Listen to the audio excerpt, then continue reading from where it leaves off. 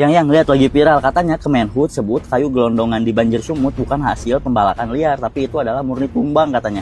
Nah, apakah ini betul? Yuk kita hitung bareng-bareng. Pertama kita bisa lihat dulu dari massa jenisnya. Di sini benda yang terapung itu terjadi kalau massa jenisnya lebih kecil dari massa jenis air. Kalau tenggelam, massa jenis bendanya lebih besar daripada massa jenis airnya. Di sini massa jenis air itu sekitar 1000 kg per meter kubik.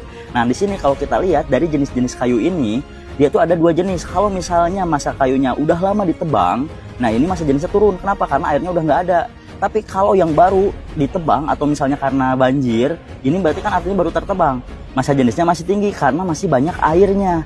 Nah, kalau kita hitung di sini persentase tercelup kayu yang udah lama ditebang itu harusnya sekitar 40-90% tercelup. Nanti gambarannya seperti ini nih. Jadi bakal banyak muncul yang di permukaan kayunya. Tapi kalau dia baru tertebang atau misalnya terkena banjir, berarti kan artinya tuh masih berat massa jenisnya. Di sini rata-rata harusnya bendanya melayang ini. Tapi mungkin di sini ada nih beberapa kayu yang memang massa jenisnya memang kecil dari awal. Tapi itu pun cuma 95% yang tercelupnya, artinya yang muncul paling cuma sedikit kayak gini. Rata-rata tenggelam gitu. Nah, kalau kita lihat di gambar, ini banyak pohonnya itu yang terapung. Kemungkinan ini berarti pohon yang sudah lama karena massa jenisnya udah turun.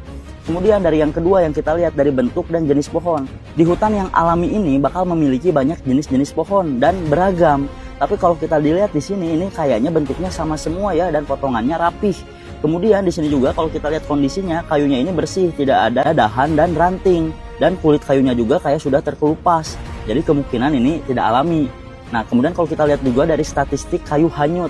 Di sini masih asumsi ya karena kita nggak tahu jumlah volume dari kayu ini ada berapa. Tapi dari berita-berita di sini disebutkan ada ribuan. Kita misalin aja ada 3000 kayu. Kemudian kalau kita hitung diameternya kita anggap 70 cm dan tingginya 4 meter, berarti volume satu batang kayu itu 1,54. Nah, di sini kita anggap tadi kan 3000 kayu, berarti total volumenya ada 4620. Nah, kalau kita lihat tipe hutan di Sumatera itu yang paling banyak adalah hutan sekunder. Jadi jumlah per hektarnya pohon itu sekitar 80 sampai 200. Artinya kalau kita lihat luas hutan yang rusak, berarti kan volume total yang hanyut tadi 4620 dan potensi pohon tiap hektarnya 80 sampai 200-an. Artinya luas hutan yang rusak itu harusnya sekitar 231 hektar sampai 57,7 hektar. Ini segede 80 lapangan sepak bola.